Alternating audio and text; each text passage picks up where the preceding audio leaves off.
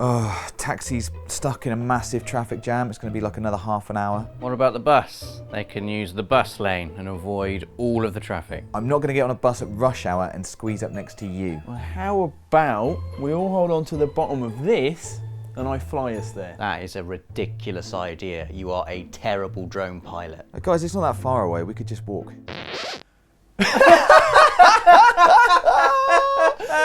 Lol, we could always walk. We're gamers, Dave. The hyper-slick open worlds of 2017 spoiling us into expecting speed, convenience and style when we travel. We're not walking.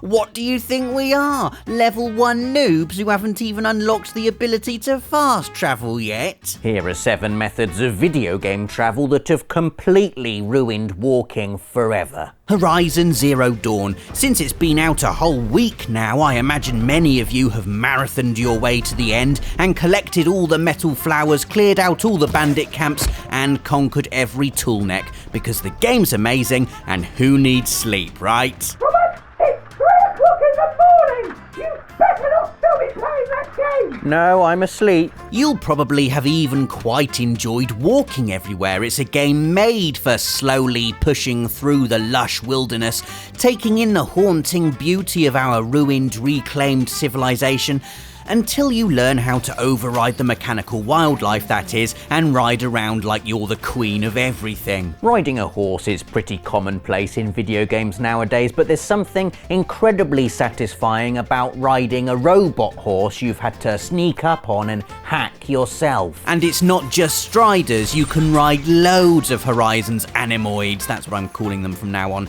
The broadheads, for instance, are amazing. You can use them to charge other rubbish animoids like watchers, and also they're really good for bow and arrow drive-bys.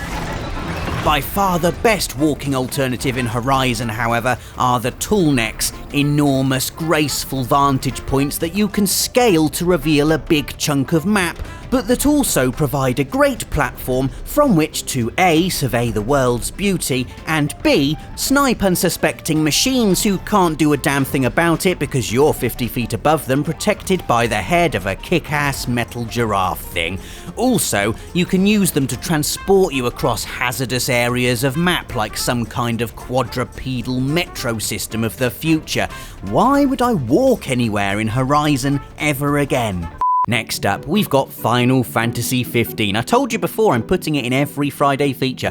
A game where if you're walking, you're doing it wrong. The only time it's acceptable to not be either on a chocobo or cruising through the countryside in the regalia is when you're carving the local wildlife a brand new weak point. After that, back in the car. And the regalia really is a special way to travel. Not only does it let you relax and watch the scenery slip past in a relaxing blur, you're able to play your favourite music from the entire Final Fantasy series. This is a genius move because it means everyone will associate traversal in Final Fantasy 15 with their own personal favourite Final Fantasy. My go-to adventuring music is the Fon Coast or Mosferan High Waste from Final Fantasy XII's soundtrack. If I'm on the way to hunt down a mark, maybe a bit of Festival of the Hunt from Final Fantasy IX, or if I just want to feel like a badass, Those Who Fight Further from Final Fantasy VII. The point is, you can tailor your bromantic road trip to your own personal musical taste. The act of journeying sort of becomes the point of the game itself. The regalia is far more than just a means of getting from A to B. It's the stage where Final Fantasy XV tells its best story.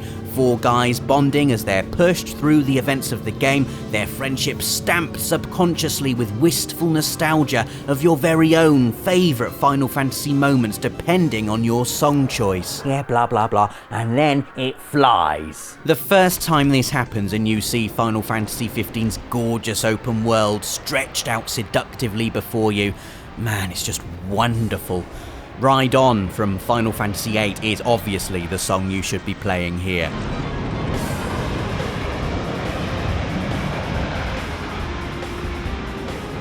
Next, it's the cardboard box in Metal Gear Solid 5 The Phantom Pain. Now, come on, Rob, I hear you saying. Metal Gear Solid 5 has no place on this list. And even if it did, you'd have to talk about the jeeps or the tanks. The cardboard box is not a method of travel. Well, you'd be wrong, wouldn't you? Because look at this. Here we go. Whee! Look at him sliding down the hill in his cardboard box. This is amazing. Way better than walking. Go on, run up this time. See if you can go for longer. Go on, Snake. Go on, Snake. Still going. This is great. Ooh, oh, I love it. Oh, big run up this time. Big hill. Go on. Whee! Dave, isn't this the best? Isn't this the best Metal Gear entry in any Friday feature ever? Go on, put it on the tally, Dave. Go on. Put it on the tally. Put it on the tally. Why aren't you putting it on the tally? Okay, so I've crowbarred Metal Gear Solid in and we've done Final Fantasy. Time to bring out one of the other games I always put in Friday features when I want something easy to capture and that looks really pretty. Batman Arkham Knight. This game is all about getting around. The city is specifically designed around Batman and his ability to glide all over the place without ever touching the floor.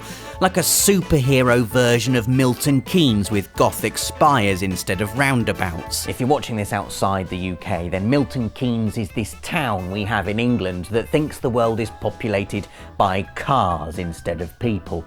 And if you're watching this in Milton Keynes, then you're in my favourite town. Click that like button. Anyway, gliding and swooping and grappling in Batman Arkham Knight feels amazing. You can get from one end of the map to the other in one fluid combo of dives and climbs and whatever it's called when he hooks onto something and propels himself really fast into the air again. You can also cool the Batmobile, land in it from mid-air, speed off down the street, and then eject yourself into another glide combo. If he wasn't always kicking people, Batman wouldn't even need shoes, would he? In fact, getting around the place in Arkham Knight is so good that it doesn't just ruin walking in real life, it ruins walking and just general traversal in all other games too. In The Witcher 3, Geralt, a smooth, flawless fighter, suddenly seems achingly slow and irritatingly shackled by gravity. Nathan Drake can only jump like 20 feet or something. Pathetic. And don't get me started on Resident Evil 7. Glide, goddammit you!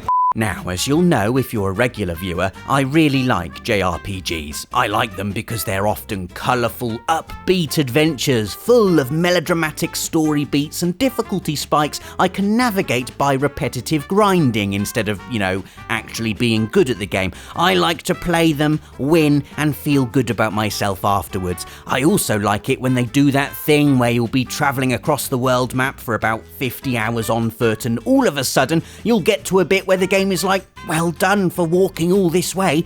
Here's a nice forever treat, the ability to fly anywhere you like really quickly. Our fifth entry, Ni no Kuni, doesn't do this with an airship like Final Fantasy. No, it does it with a dragon. Tengri is this awesome purple dragon you encounter in Skull Mountain, high up in Ni no Kuni's frozen north. Get him on side and you can summon him at any point by blowing a magic horn and then take to the skies in what has to be the most wonderfully liberating method of open world JRPG traversal we've ever seen.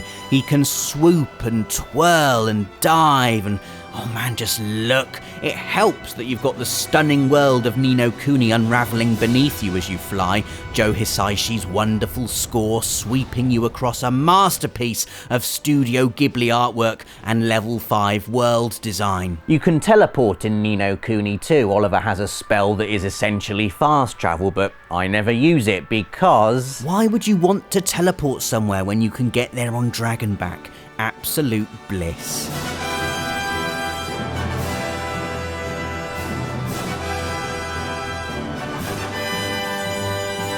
Next on our list is Just Cause 3, another game where you will never ever walk, partly because the fictional Mediterranean Republic of Medici is so eye-wateringly massive that it would take you literal days to traverse on foot, but mainly because of the wingsuit, which essentially lets you fly everywhere once you get good at it.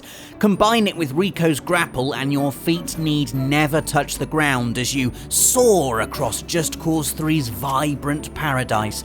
But then Rico Rodriguez has been grapple parachuting his way around the world for 3 whole games now, so much so that wingsuiting probably feels a bit mundane. Yeah, just pop in down the corner shop. Do you want anything? You don't drive cars in Just Cause 3 either. Well, I mean, you can, but far more exciting is to grapple onto the side of them and then stick there like some kind of slightly less friendly Spider-Man. You can do that to anything pretty much. Cars, planes, helicopters. In fact, spend a decent amount of time in Just Cause 3 and you'll step outside into the real world, into what looks like the traversal apocalypse. Our final entry this week comes from Grand Theft Auto 5, a series that's made its name by allowing you to steal vehicles and joyride them around a top-down open-world city, causing as much cartoon mayhem as you like. As the series has evolved, the settings have become grander and the stories darker. In fact, walking around the sun-bleached sprawl of Los Santos from GTA 5 is sort of pleasurable in a God, this is horribly realistic kind of way. The temptation to break the fiction, however, is often just far too strong. Enter cheat codes. Spawn helicopter, take off, cause mayhem. And because I'm about as patient as a toddler who's been waiting half an hour for that ice cream his parents promised, I do this right from the start without doing any of the pilot training. Which is why my version of Los Santos is often terrorised by a wobbling buzzard spitting machine gun fire and rockets into as much traffic as it can find. But really there is no better way to travel in GTA 5 than by air, and for my money, no open world on PS4 that looks this good from above. It's just so wonderfully built and diverse and full of people whose day you can absolutely ruin. Bonus entry, the animal transformations brought about by eating the peyote plant are also a wonderful way to get about the place, especially if you find yourself in the body of a majestic bird of prey gliding serenely across the world without the chugging din of a helicopter clogging up your ears. Also, being a mountain lion and biting people is proper fun.